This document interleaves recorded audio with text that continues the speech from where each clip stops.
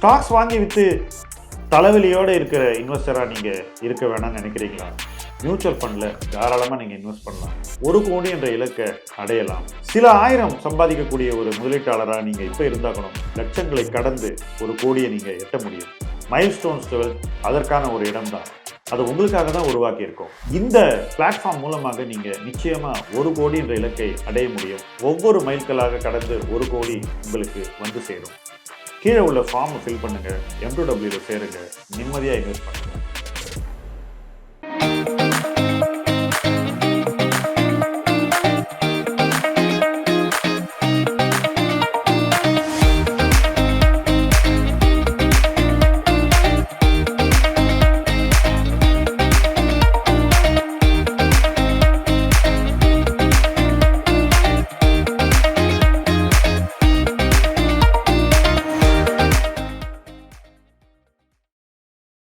இன்றைய உரையாடல் நிகழ்ச்சியில் நீங்கள் ரொம்ப நாளாக கேட்டுக்கிட்டு இருக்கிற ஒரு நண்பர் தமிழில் பேச போகிறார். அவரோட இதே செட்டிங்கில் ஆங்கிலத்தில் நிறைய உரையாடல்கள் பண்ணியிருக்கோம். தமிழில் இது வரைக்கும் இந்த இடத்துல நீங்கள் கேட்கக்கூடிய கேள்விகளை நான் அவர்கிட்ட இன்னும் கேட்கல. So welcome Subra. இன்றைக்கி நம்ம இந்த உரையாடலில் ஒரு ரீட்டைல் இன்வெஸ்டர் எப்படி தன்னுடைய மியூச்சுவல் ஃபண்ட் இன்வெஸ்டிங்கை இம்ப்ரூவ் பண்ணலாம் அப்படிங்கிறத பற்றி பேச போகிறோம். முதல்ல நான் உங்ககிட்ட கேட்க போகிறது, நீங்கள் பார்த்த வரைக்கும் ரீட்டைல் இன்வெஸ்டர்ஸ் இன்றைக்கி மியூச்சுவல் ஃபண்ட் இன்வெஸ்டிங்கில் செய்யக்கூடிய மிகப்பெரிய தப்புன்னு எதை சொல்வீங்க? இது ரீட்டைல் இன்வெஸ்டர் செய்கிற தப்பா இல்லை இண்டஸ்ட்ரி செய்கிற தப்பான்னு எனக்கு புரியலை. நம்ம எல்லார்ட்டையும் எஸ்ஐபி இஸ் குட் சொல்லியிருக்கோம். ஆனால் சில ஃபண்ட்ஸில் எஸ்ஐபி மே நாட் ஒர்க். அது நம்ம சொல்லலை. ஸோ எல்லோரும் என்ன நினைக்கிறாங்கன்னா, நம்ம லார்ஜ் கேப் ஃபண்ட் அப்புறம் மல்டி அசெட் ஃபண்ட்லலாம் எஸ்ஐபி பண்ணுற மாதிரி நம்ம ஸ்மால் கேப் ஃபண்டில் அப்புறம் சில்வர்லலாம் எஸ்ஐபி பண்ண முடியும்னு நினைக்கிறோம். அது தப்பு. சில்வரில் இது வரைக்கும் எஸ்ஐபி would have worked. ஆனாக்க இன்னுமே ஒர்க் பண்ணுமா தெரியாது. ஏன்னா 40 வருஷம் ரிட்டர்ன் பார்த்தேன்னா கோல்டெல்லாம் ரொம்ப மோசமாக இருக்கும். 4 மாதம் ரிட்டர்ன் பார்த்தேன்னா பிரமாதமாக இருக்கும். 6 மாதத்தில் பணம் டபுள் ஆகிருக்கு. இதெல்லாம் ஆகிருக்கு. ஆனால் அதனால் 5 வருஷம் ரிட்டர்ன் கூட பார்க்குறதுக்கு நல்லா இருக்குது. ஆனால் 5 வருஷம் ரிட்டர்னில் first year, second year, third year ஒன்றுமே இருந்திருக்காது. இப்படி ஹாக்கி ஸ்டிக் மாதிரி ரிட்டர்ன் வந்திருக்கு. இந்த மாதிரி ஃபண்ட்ஸில் எஸ்ஐபி won't work. ஸோ அதை நம்ம சொல்லலை. அதனால அது especially after it hits a peak. Especially after it hits அந்த ஹாக்கி ஸ்டிக்கோட எண்டில் கீழே வரும்போது எஸ்ஐபி அப்போ எஸ்ஐபி பண்ணினாக்க மாதம் தோணும் நிறைய யூனிட்ஸ் கிடைக்கிறதுன்னு. ஆனால் அது அப்புறம் 10 வருஷம் ஆகலாம் ரிட்டர்ன் வரத்துக்கு. ஸோ சில்வரில் டீல் பண்ணுறவா கோல்ட் ஸ்மித் அவள்கிட்ட கேட்டாக்க தே கான்ட் பிலீவ் தட் இவ்வளோ மேலே போயிருக்கும் கோல்டு சில்வர்னு. அதில் ஒரு அந்த ட்ரெண்ட் ரொம்ப சிறப்பான உதாரணம் நான் சொல்கிறேன் உங்களுக்கு. இன்ஃப்ரா ஃபண்ட்ஸ் 2008 ஒரு பீக் தொட்டுச்சு. அன்னைக்கு 2008 புல் மார்க்கெட்டில் மேக்ஸிமம் எஸ்ஐபி எங்கே இருந்ததுன்னா இன்ஃப்ரா ஃபண்டில். கரெக்ட். அதுக்கப்புறம் கிட்டத்தட்ட 10 வருஷத்துக்கு நோ ரிட்டர்ன்ஸ். கரெக்ட். ஸோ 10 வருஷம் ஒருத்தர் எஸ்ஐபி பண்ணியிருந்தா கூட அந்த தீமில் ஒன்றும் கிடச்சிருக்காது. பட் இந்த 10 வருஷம் கழித்து மெதுவாக ஒருத்தர் எஸ்ஐபி பண்ண ஆரம்பித்தா அடுத்த 4-5 வருஷத்தில் அந்த 10 வருஷத்தில் கிடைக்காத ரிட்டர்ன் கிடைச்சிருக்கும். ஸோ இந்த 10 வருஷமும் தொடர்ந்து அந்த மாதிரி தீமில் பண்ணுறதுல அட்வான்டேஜ் இல்லைங்கிறதான உண்மை. இப்போ இன்றைக்கி சில்வரை சொன்னீங்க, இங்கே ஆரம்பித்து சில்வரில் எஸ்ஐபி பண்ணி என்ன நடக்க போகுதுன்னு நீங்கள் சொல்கிறீங்க. இன்றைக்கி ஆரம்பித்து கோல்டில் எஸ்ஐபி பண்ணி தான் ஆகணுமான்ற கேள்வி உங்கள் மைண்ட்லேயும் இருக்குது. பட் நான் ஒரு சின்ன டேட்டா பாயிண்ட் சொல்கிறேன். ஜனவரி மாதம் 2000 கோடி ரூபாய் எஸ்ஐபி கோல்ட் அண்ட் சில்வரில் துவங்கப்பட்டிருக்கு புதுசாக. அண்ட் மற்ற இடத்துலலாம் குறைஞ்சிருக்கு. ஏன்னா ஓவரால் எஸ்ஐபி கவுண்ட் அதிகம் கூடலை. கரெக்ட். ஆனால் இங்கே 2000 கோடி ஆட் ஆகி மற்ற இடத்துல 2000 கோடி குறைஞ்சிருக்கு. ஸோ மக்கள் எங்கே போய் பணத்தை போடுறாங்கன்னு பார்த்தா இப்போவும் தப்பான இடத்துல தான் போட்டுக்கிட்டு இருக்காங்கன்றது தானே நம்ம புரிஞ்சிக்க வேண்டியது. பட் இது புதுசு இல்லைல்ல. எப்போவுமே அந்த ஓடுற குதிரை மேலே குதிக்கிறதுக்கு தான் எல்லாருக்கும் ஆசை. ஏன்னா அது ரொம்ப ஃபாஸ்ட்டாக போய்டும்னு. இது நம்ம கார் ஓட்டுறதை கூட பார்க்குறோம்ல. அந்த லேன் ஃபாஸ்ட்டாக போகிறது நாங்கள் போவோம், அப்புறம் அது மாட்டிக்கும். டோலில் நீங்கள் கார் ஓட்டிட்டு போகும்போது டோலுக்குள்ளே போகிறீங்க, 3 லேன் இருக்கும்.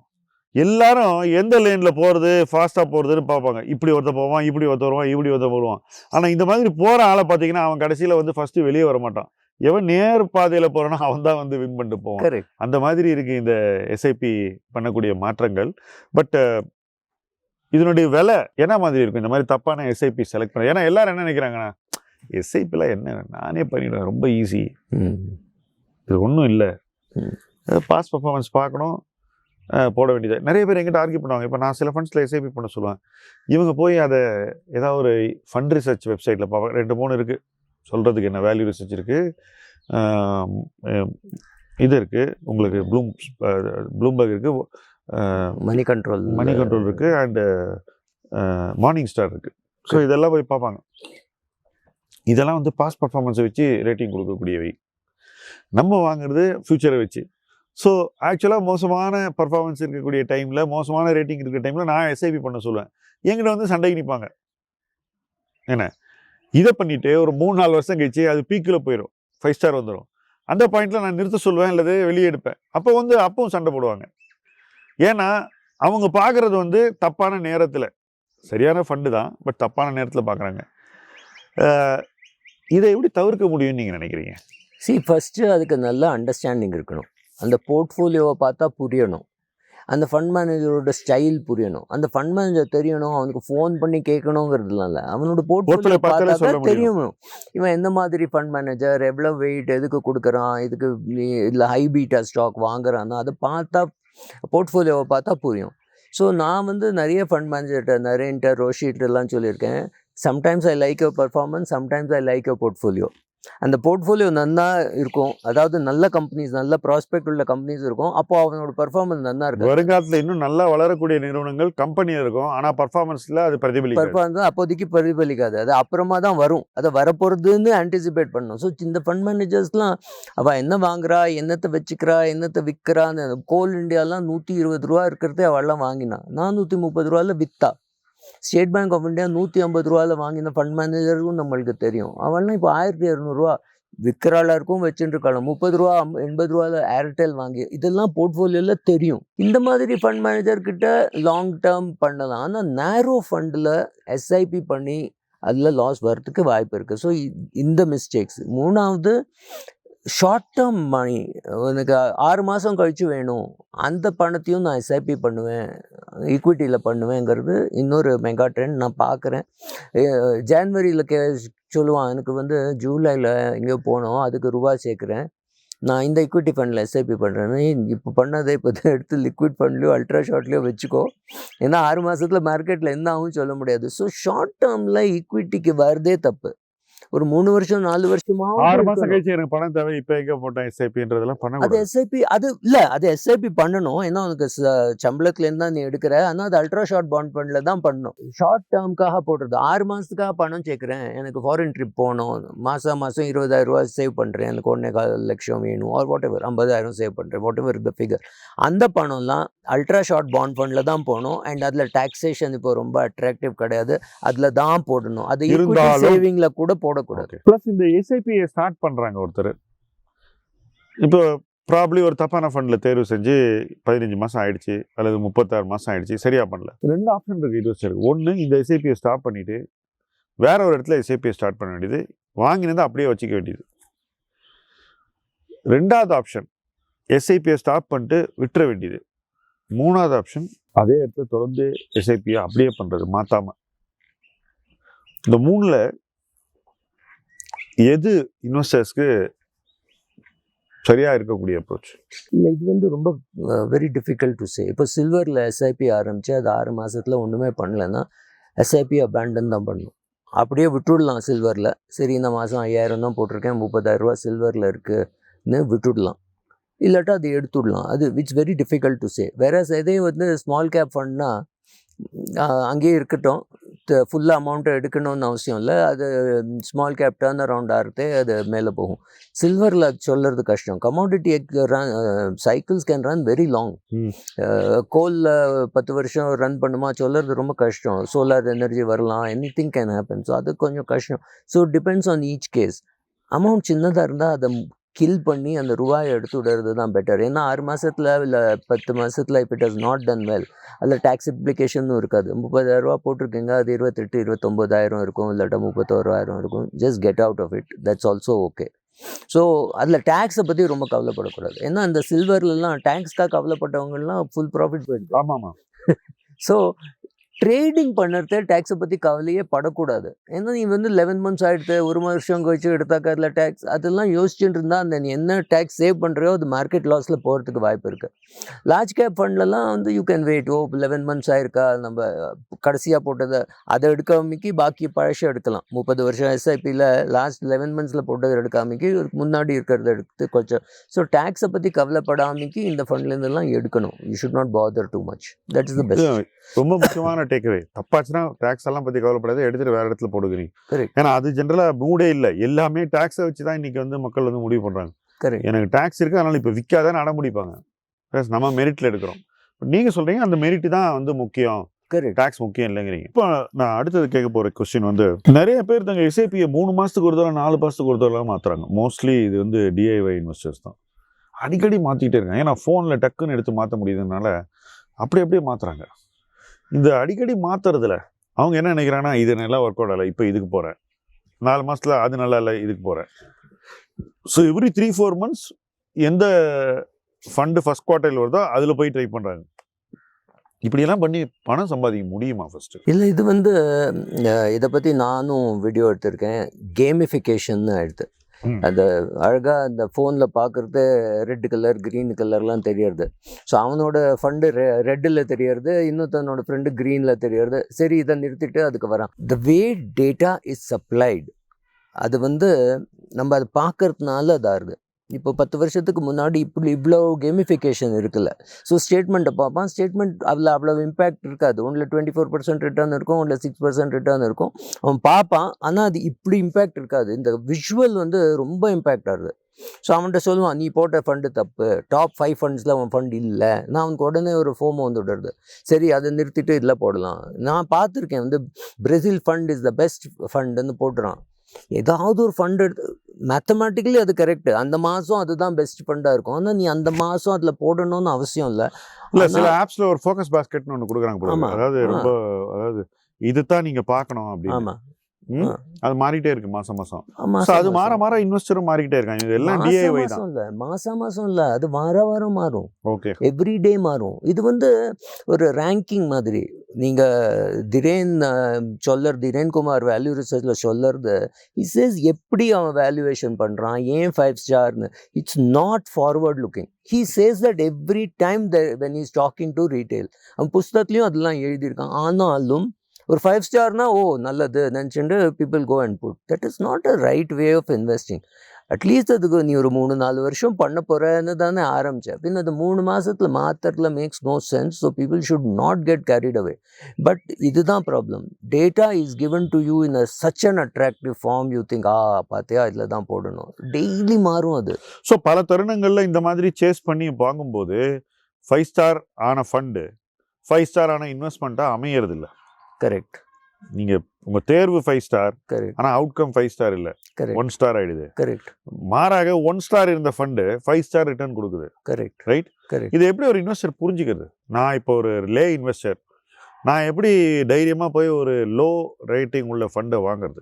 என்னால் பண்ண முடியல. இப்போ நிறைய பேர் எங்கிட்ட வந்து கேட்பாங்க, சார் நீங்கள் இந்த ஃபண்டு சொல்கிறீங்க, அது ரேங்கிங் இவ்வளோ இருக்குது, அதில் நீ எனக்கு அதெல்லாம் ரேங்கிங் தெரியாது. ஏன்னா நான் ஃபார்வர்ட் லுக்கிங் பண்ணுறேன், நான் பாஸ்ட் பர்ஃபார்மன்ஸ் வச்சு எந்த தேர்வும் பண்ணுறதில்லை. பட் அது அவங்களுக்கு புரிய வைக்கிறதுக்கே ரொம்ப கஷ்டம் ஆக்சுவலாக சம்டைம்ஸ். இல்லை, ஃபர்ஸ்ட் ஆஃப் ஆல் என்ன வயசாக இருந்தாலும் பீப்புள் வாண்ட் ஹையர் ரிட்டர்ன்ஸ். அந்த ஹையர் ரிட்டர்ன் கிடைக்கிறதுக்கு நான் எவ்வளோ ரிஸ்க் எடுக்கிறேன் அதை பார்க்குறதே இல்லை. ஸோ 80 வயசு ஆன ஆள், அவனுக்கு தேவை ஒரு maybe 20 lakhs for his old age ஒரு 30 lakhs for his old age. அவங்ககிட்ட 5 கோடி இருக்குது. It doesn't matter. அவன் லிக்விட் ஃபண்டில் இருந்தாக்க கூட he will have enough. So நான் வந்து இன்வெஸ்ட் பண்ணுறது என்னோட கோல்ஸை மீட் பண்ணுறதுக்குங்கிறது புரியணும். ஏன்னா அது புரியலைன்னா you will keep on making these mistakes. So there is no need to jump. உன்னோட கோல்ஸை மீட் பண்ணுறியா அதை தான் பார்க்கணுமே தவிர இந்த ஃபண்ட் எவ்வளோ கொடுக்கறது அந்த ஃபண்ட் எவ்வளோ கொடுக்கறதுன்னு பார்க்க வேண்டிய அவசியம் இல்லை. இது வந்து ப்ராட் தீம்.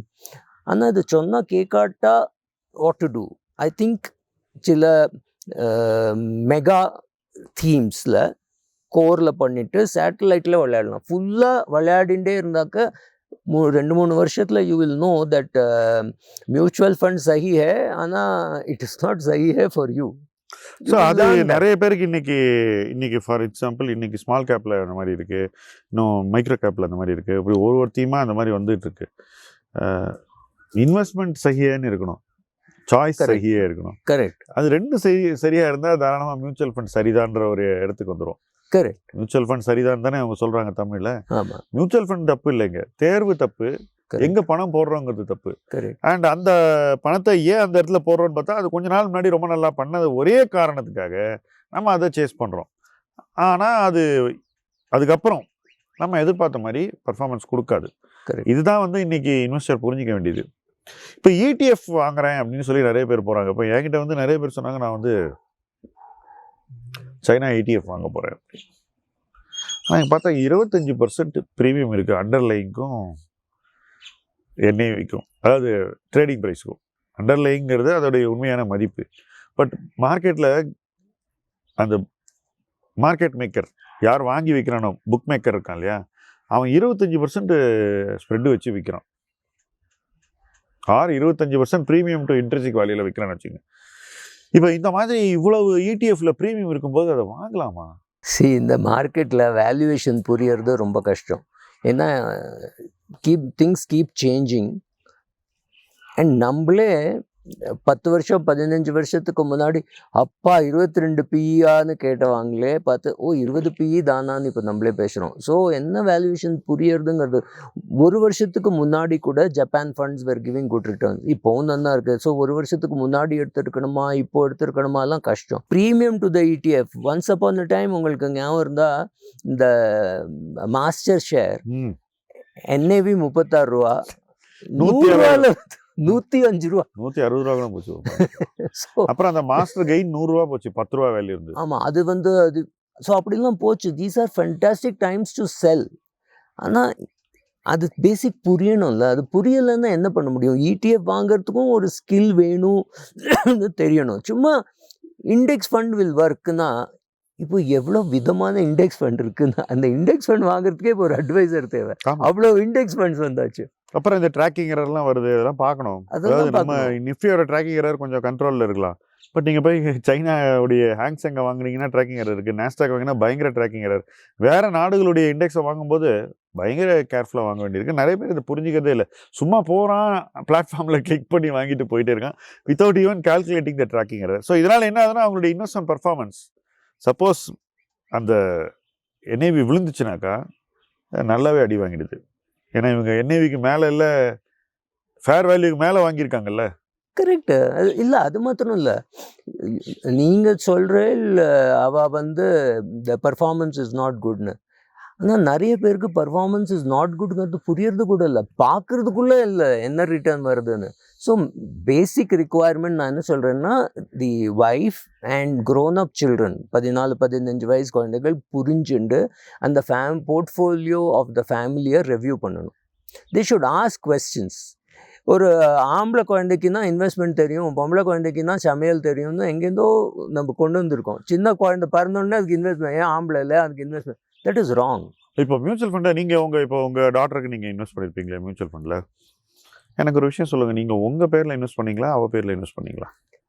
நான் வந்து என் பேரில் இன்வெஸ்ட் பண்ணியிருந்தது எனிவே ஷி கேன் ஆக்சஸ். ஆனால் அவள் பேர்லேயும் நான் இன்வெஸ்ட் பண்ணேன். ஸோ உங்கள் பேரில் மட்டுமே இன்வெஸ்ட் பண்ணுறதுக்கு பதிலாக உங்கள் குழந்தை பேரில் நீங்கள் இன்வெஸ்ட் பண்ணுறதுக்கான லாஜிக் அண்ட் ரீசனிங் என்னன்றதை கொஞ்சம் வியூவர்ஸ்க்கு சொல்லுங்கள்.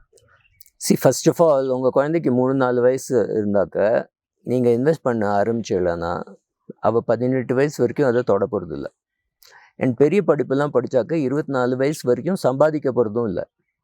ஸோ நீங்கள் 18 வயசில் 2 கோடியோ 3 கோடியோ suppose you have been able to save, அந்த குழந்தை பேரில் நீங்கள் சேவ் பண்ணுறீங்கன்னா அது வந்து ஃபாரினுக்கு போய் படிக்கிறதுக்கு அதுக்கெல்லாம் உதவும். அண்ட் உங்கள் கையில் டேக்ஸ் வராது, அவள் கையில் டேக்ஸ் வரும். அவளுக்கு ஃபஸ்ட்டு ரிமெம்பர் 12 லட்சம் வரைக்கும் டேக்ஸும் கிடையாது. ஸோ அந்த குழந்தை 18 வயசுலேருந்து 24 வயசு, அதாவது 6 வருஷத்துக்கு 72 லட்சம் வித்தவுட் டேக்ஸ் எடுக்க முடியும். அதுக்கப்புறம் எடுத்தாலும் 12% கேபிட்டல் கெயின் டேக்ஸ் தான் வரும், ஏன்னா ஏர்ன்ட் இன்கம் இல்லை. So this is fantastic way of accumulating. ஏன்னா நம்ம எப்படியும் ஃபீஸ் கட்ட போகிறோம். நம்ம பணத்துலேருந்து கட்ட போகிறோம், இல்லாட்டா அந்த குழந்தை பணத்துலேருந்து கட்ட போகிறோம். நம்ம பணத்துலேருந்து கட்டினா 12.5% ப்ளஸ் சர்சார்ஜ் நிச்சயமாக நம்ம கொடுக்கணும். குழந்தையோட அக்கௌண்ட்லேருந்து எடுத்தால் so it's a tax planning device. 18 வயசுக்கு முன்னாடி எடுக்கக்கூடாது அண்ட் ஈக்விட்டியில் போடக்கூடாது. இட்ஸ் ஆல்சோ ரிட்டன்ஷன் டிவைஸில் நீங்கள் எடுக்க மாட்டீங்க 18 வரைக்கும். அது நீங்கள் அது இல்லை, அந்த பிஹேவியரை எப்படியும் கண்ட்ரோல் பண்ணணும். இல்லை நீங்கள் உங்கள் ஒய்ஃப்கிட்ட சொல்லி இதை வந்து குழந்தைக்கு படிப்பு பண்ணணும்னா நீங்களும் எடுக்க மாட்டேன். உங்கள் பேரில் இருந்தாலும் எடுக்க மாட்டேன், குழந்தைகள் பேரில் இருந்தாலும் எடுக்க மாட்டேன். குழந்தைகள் பேர்லேருந்து எடுத்தாக்க பெனல்ட்டி வரும். ஏன்னா உங்கள் இதில் ஆட் ஆகும் பிஃபோர் 18 எடுத்தாக்க ஸ்லாப்ல. So growth scheme so growth ஸ்கீமில் தான் போடணும். So from a tax point of view it is useful. ரெண்டாவது சில பேருக்கு என்ன பயம்னா அந்த குழந்தை பணத்தை எடுத்து ஓடி போயிடும். அது நீ குழந்தைய சரியா வளர்க்கல. அதுக்கு என்ன பண்ணலாம் சொல்லுங்க. ஏன்னா அந்த பயத்தை அட்ரஸ் பண்ணுவோம். ஏன்னா எல்லாருக்கும் இப்போ என்ன பயம்னா, இப்போவே சின்ன பசங்க நிறைய ரெபலியஸாக இருக்காங்க. எல்லாரும் வந்து ஒரு என்ன சொல்கிறது வோக் மாதிரி இருக்காங்க. எல்லாத்துக்கும் வெஸ்டர்ன் கான்செப்ட்ஸ் எல்லாம் கொண்டு வந்து நம்மக்கிட்ட சொல்கிறாங்க. அப்போ என்ன பண்ணுறதுன்ற ஒரு ஃபீலிங் நிறைய பேருக்கு இருக்குது. அதில் ஓரளவுக்கு உண்மையும் இருக்குதுன்னு நினைக்கிறேன். அப்போ இந்த மாதிரி குழந்தை பேரில் இன்வெஸ்ட் பண்ணுறவங்க அந்த குழந்தை எப்படி ப்ரிப்பேர் பண்ணும் இதெல்லாம் வரும்போது, இந்த எண்ணங்கள் வரும்போது அதை வந்து ஃபேராக டீல் பண்ணுறதுக்கு? இல்லை, நான் ஒன்று பார்த்துருக்கேன். அந்த ஸ்டேட்மெண்ட் வந்து குவார்ட்டர்லி வாங்கணும், பிரிண்ட் அவுட் எடுக்கணும், இல்லாட்டா மியூச்சுவல் ஃபண்ட் ஹவுஸ்லேருந்து வாங்கணும். அந்த குழந்தை பேரில் ஒரு கவர் வரும், அதுவே குழந்தைக்கு த்ரில்லு. அதில் பணம் வந்து நீங்கள் 5000 ரூபா போடுறீங்கன்னா ஒரு வருஷத்துக்கு கழிச்சு 60,000 ரூபா இருக்கும். ஸோ அந்த குழந்தைகிட்ட காமிச்சு 63,000 ஆயிருக்குல்ல, அந்த 3,000 ரூபா மார்க்கெட் கெயின் அப்படியே எக்ஸ்பிளைன் பண்ணணும். ஸோ அந்த குழந்தைக்கு புரியும், ஓ இது நம்மளுக்காக சேவ் பண்ணுறான்னு. நீங்கள் கேட்டு பாருங்கள், இதுலேருந்து கொஞ்சம் பணம் எடுத்து உனக்கு ட்ரெஸ் வாங்கணுமானா வேண்டாம்னு. அது ஏதோ தன் பணம், எது கேட்டாலும் அதுலேருந்து எடுத்து வாங்கி தரமான்னு கேட்கணும். ஆமாம், இதுலேருந்து எடுக்கட்டுமா, சரி அதுலேருந்து கொஞ்சம் சொல்கிறது ஒரு மாதிரி பிஹேவியரல் சைக்காலஜி தான். பிஹேவியரல் சைக்காலஜி அது தெரியும். செகண்ட் கம்பவுண்டிங் தெரியும், இது எடுத்தாக்க ப்ராப்ளம் ஆகும்னு. ஸோ அந்த குழந்தைய வந்து கேட்கும், என்கிட்ட கொஞ்சம் பைசா இருக்குது, அதையும் இதில் போடலாமான்னு. அதையும் போட்டுவிடுங்க. 500 ரூபாயோ 1000 ரூபாயோ டசன்ட் மேட்டர். ஏன்னா எஸ்ஐபி நடக்கிற இடத்துல கூட கொஞ்சம் பணம் போடலாம். அதோட கம்பவுண்டிங் எஃபெக்ட் தெரிய அந்த குழந்தையே அதை எடுக்காது. Okay. And you have to assume இது வந்து நார்மலாக தான் இருக்கும். அண்ட் நம்ம எவ்வளோ போட்டுவிட போகிறோம், 5% 10% ஆஃப் அவர் போர்ட்ஃபோலியோ. அதை எடுத்துகிட்டு குழந்தை ஓடாதுங்கிற தைரியம், நான் குழந்தைய சரியாக தான் வளர்த்துருக்கேன், அதை எடுத்துகிட்டு ஓடாதுங்கிற தைரியம் இருக்கணும். அண்ட் டெய்லி உட்காந்து பேச வேண்டாம், but monthly once or quarterly once அந்த ஸ்டேட்மெண்ட்டை பார்த்து, பாரு இது உனக்காக தான் சேவ் பண்ணுறேன், பாரு இது உனக்காக தான் சேவ் பண்ணுறேன், இதை வச்சு நீ படிக்கணும், இதை வச்சு தான் நீ வாழ போகிற, அதெல்லாம் சொல்லி கொடுத்துட்டு ஆக்சுவலாக வர டயத்தில் நீங்களே அந்த பணத்தை கட்டி இதை வச்சுக்கோ, உனக்கு நாளைக்கு கார் வாங்குறதுக்கோ வீடு வாங்குறதுக்கோ யூஸ்ஃபுல்லாக இருக்குன்னு சொல்லலாம். ஒன்றும் தப்பு இல்லை. நம்ம எப்படியும் அவளுக்கு தான் கொடுக்க போகிறோம். So there is nothing wrong. குழந்தைக்கு அந்த பணத்தை எடுத்துட்டு நம்மளை உதச்சி விடுங்கிற பயம் கவலைலாம் இருக்கக்கூடாது. பணம் போனால் சம்பாதிச்சுக்கலாங்கிற தைரியம் இருக்கணும். I don't think you should be worried about okay. So அதை வந்து நம்ம அப்படி பார்க்கக்கூடாதுங்கிறதா உங்களுடைய அறிவுரை. So Subrat, thank you. இந்த வீடியோவில் நம்ம நிறைய பிஹேவியரல் ஆஸ்பெக்ட்ஸை பற்றி பேசினோம் இந்த உரையாடலில். அடுத்த உரையாடலில் க்ரோத் இன்வெஸ்டிங் எப்படி பண்ணலாம் அப்படிங்கிறத பற்றி பேசுவோம். Okay, thank you.